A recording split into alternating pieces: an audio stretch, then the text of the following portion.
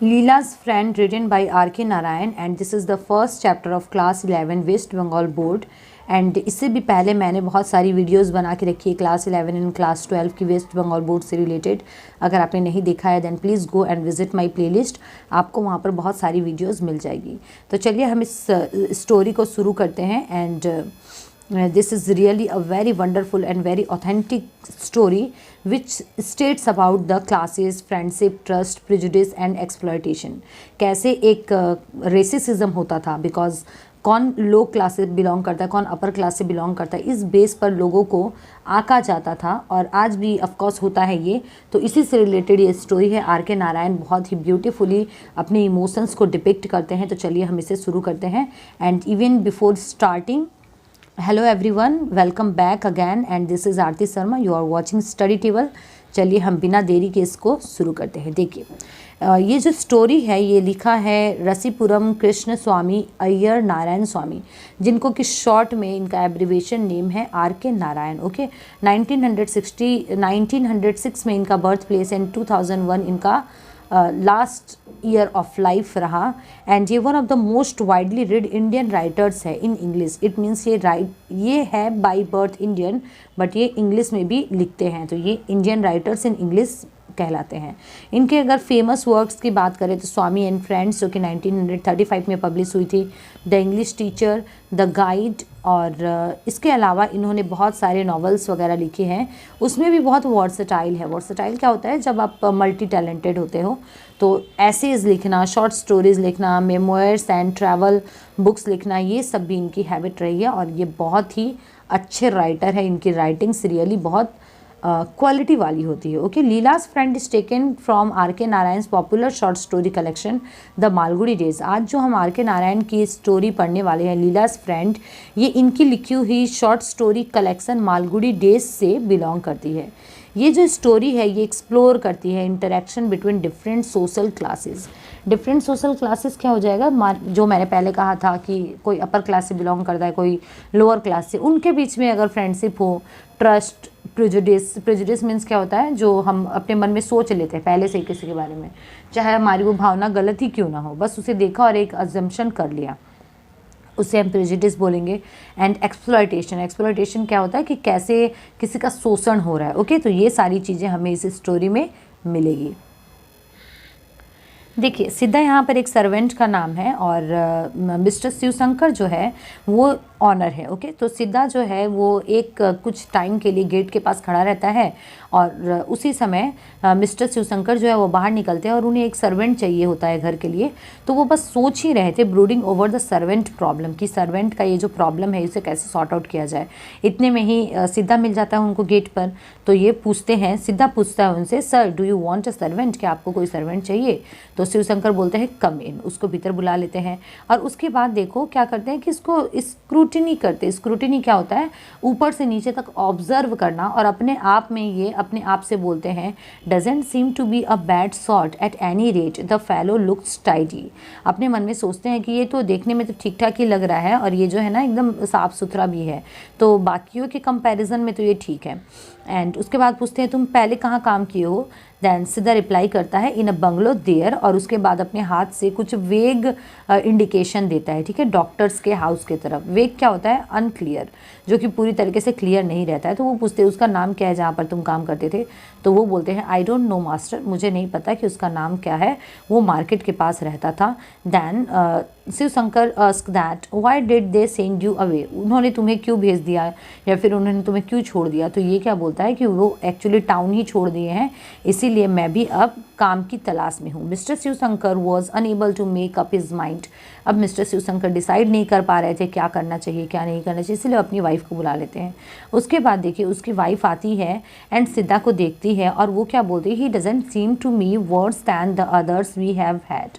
तो ये क्या बोलते हैं कि उसकी वाइफ बोलती है कि मुझे हमारे पास बाकी जितने भी सर्वेंट्स थे तो उसके मुकाबले ये ठीक ही लग रहा है, कुछ ख़राब नहीं लग रहा है। इतने में ही देखिए लीला जो कि इनकी 5 साल की बेटी है वो बाहर आ जाती है और चिल्लाकर बोलती है, oh father said she I like him, तो वो बोलती है मुझे ये अच्छा लगता है, and don't send him away, let us keep him in our house, तो वो बोलती है कि ये अच्छा लग रहा है मुझे और हम लोग को इसे अपने घर में ही रखना है, और इसी से डिसाइड हो जाता है कि अब सिद्धा जो है इसके घर पर ही रहेगा। देखिए सिद्धा को 2 टाइम का खाना दिया जाता था और मंथ के 4 रुपीज़ दिए जाते थे, और इसके बदले में ये कपड़े धोता था, गार्डन वगैरह का ध्यान रखता था, एंड रैन इरेंट्स क्या होता है, छोटे छोटे टास्क आपको दिए जाते हैं, जैसे मार्केट से कुछ ले आना, तो ये सारे टास्क को भी कंप्लीट करता था, चॉप्ड वुड लकड़ियाँ वगैरह काटता था, एंड एडिशनली वो लीला का भी ध्यान रखता था। ओके, चलिए हम आगे स्टोरी पढ़ते हैं, आगे क्या है देखिए। लीला सेड टू सिद्धा, सिद्धा कम एंड प्ले, तो जब कभी भी लीला ऐसे बोलती थी तो वो चाहे कोई भी काम क्यों ना कर रहा, उसे छोड़ना पड़ता था और उसके पास जाना पड़ता था दौड़कर, बिकॉज उसको उसके साथ खेलना रहता था। तो as she stood in the front garden with a red ball in her hand, तो वो क्या कर रही थी, जब उसने इस बार बुलाया उसे तो वो गार्डन में खड़ी थी और उसके हाथ में एक रेड बॉल था। अब इसकी जो कंपनी थी ना, सिद्धा की कंपनी, उसके कंपनी से बहुत ज़्यादा हैप्पी हो जाती थी, सुप्रीमली हैप्पी। ओके, एंड वो क्या करती थी, बॉल फेंकती थी उसकी तरफ और वो वापस उसकी तरफ बॉल फेंकता था, एंड उसके बाद वो ऐसे बोलती थी, now throw the ball into the sky. बच्ची ने ऐसा बोला कि अब तुम एक काम करो, इस बॉल को स्काई में फेंको। उसके बाद सिद्धार्थ बॉल को पकड़ता है, अपनी आइज़ को क्लोज करता है और उसके बाद बॉल को ज़ोर से ऊपर फेंकता है, और जब बॉल ऊपर से नीचे आती है तब वो क्या बोलता है, now this has touched the moon and come here. तो वो क्या बोलता है कि देखो अब ये जो बॉल है ना, ये ऊपर जाकर चांद को छू कर आई है, you see here a little bit of the moon sticking. और वो बच्ची को बोलता है कि क्या तुमने देखा, थोड़ा सा चांद यहाँ पर चिपका हुआ भी है। तो फिर लीला बहुत अच्छे से एग्जामिन करती है बॉल को और उसमें उसे कोई भी मून का ट्रेस नहीं दिखाई देता है, तो वो बोलती है आई डोंट सी इट, मुझे तो नहीं दिखाई दिया, you must be very quick about it. तो सिद्धा क्या बोलता है कि तुम शायद बहुत जल्दी डिसीजन बना ली हो, इसलिए तुमको नहीं दिखाई दे रहा है, because it will all evaporate and go back to the moon.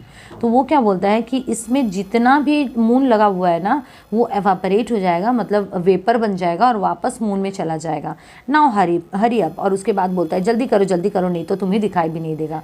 और उसके बाद देखिए ये बॉल को ना टाइटली अपने फिंगर्स से क्लोज कर लेता है और थोड़ा सा बॉल को थोड़ा सा जगह देता है देखने के लिए कि लीला उस फिंगर्स के थ्रू उसके बॉल में देख सके। और उसके बाद देखो ये लिटिल गैप से देखती है और उसके बाद ah yes she said I see the moon bit is the moon very wet. तो वो क्या बोलती है कि हाँ अब मुझे दिखाई दिया। और उसके बाद क्वेश्चन मार्क, देखिए यहाँ पे क्वेश्चन मार्क दिया, वो पूछती है कि क्या मून क्या बहुत गीला गीला होता है, सर्टेनली इट इज़, सिद्धा सेट। तो सिद्धा क्या बोलता है, हाँ sir, what is in the sky. सिद्धा फिर वो पूछती है कि बताओ मुझे स्काई में क्या है। तो वो बोलता है God, if we stand on the roof and stretch our arms can we touch the sky. तो देखिए वो क्या बोल रही है वापस कि क्या हम लोग अगर रूफ पर खड़े हो जाएंगे तो क्या हम लोग स्काई को टच कर पाएंगे। No not if you stand on the roof there, he said, but if you stand on a coconut tree you can touch the sky।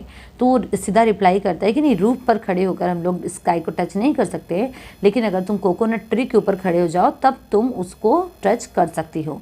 तो लीला पूछती है क्या तुमने ऐसा किया है, क्या तुमने कभी भी कोकोनट ट्री के ऊपर चढ़कर स्काई को टच किया है। तो वो क्या बोलता है, यस मैनी टाइम्स, हाँ मैंने तो बहुत बार किया है। Whenever there is a big moon I climb a coconut tree and touch it. तो वो क्या बोलता है, जब कभी भी बड़ा सा चांद निकलता है ना तो मैं जाता हूँ और जाकर उसे टच कर लेता हूँ। Does the moon know you. तो वो पूछती है क्या तुमको चांद भी पहचानता है, बिकॉज तुमने बहुत बार उसको टच किया है। Yes very well, now come with me. तो वो क्या बोलता है, हाँ मैंने बहुत बार टच किया, इसीलिए मून मुझे जानता है, अब तुम मेरे साथ आओ, मैं तुम्हें कुछ दिखाता हूँ। और ये बोलकर वो उसको एक रोज़ प्लांट के पास ले जाता है और उसके बाद पॉइंट करता है, you see the moon there don't you, क्या तुमको यहाँ पर चांद दिखाई दिया। तो लीला बोलती है हाँ दिखाई दिया। उसके बाद देखिए वो उसको बोलता है अब तुम मेरे साथ वापस आओ, और उसको बैकयार्ड में ले जाता है, जो घर के पीछे जो रास्ते रहते हैं वहाँ ले जाता है और कुएं के पास रुक जाता है। और कुएं के पास रुक कर क्या बोलता है, देखो चांद यहाँ पर भी है। एंड वो है ना बहुत ज़्यादा वंडर करने लगती है, the moon here it was there how is it. तो वो पूछती है कि अरे चांद तो यहाँ भी था और चांद वहाँ भी है, ये कैसे हो सकता है। Because she is a child, वो छोटी बच्ची है और उसको वो बहुत इनोसेंट है, उसको ये सब बातें नहीं पता है। तो ये क्या बोलता है, I have asked it to follow us about. सीधा रिप्लाई करता है दैट मैंने उसे बोला था कि तुम चांद मुझे फॉलो करो, और इसलिए चाँद यहाँ पर है। तो इसका मतलब क्या प्रूफ हो गया कि सीता की सारी बातें चाँद मानता है, बट एक्चुअली इसके पीछे का लॉजिक तो बच्ची को नहीं पता है, तो वो सब चीज़ मान जाती है। ओके, फिर लीला अपनी मदर के पास दौड़ के जाती है और बोलती है सीता नोज़ द मून, और ऐसा बोलकर वो अपनी मम्मी के पास लौट जाती है। इस स्टोरी को हम आगे कंटिन्यू करेंगे, एंड आज के लिए इतना पार्ट इनफ है। आगे नेक्स्ट वीडियो में मैं इसका कंप्लीट करूँगी। अगर आपको स्टोरी अच्छी लगी है तो आप मुझे कमेंट करके बताइए, एंड आपको कोई पर्टिकुलर चैप्टर समझना है तो भी आप कमेंट कर सकते हो। Thank you so much for watching study table.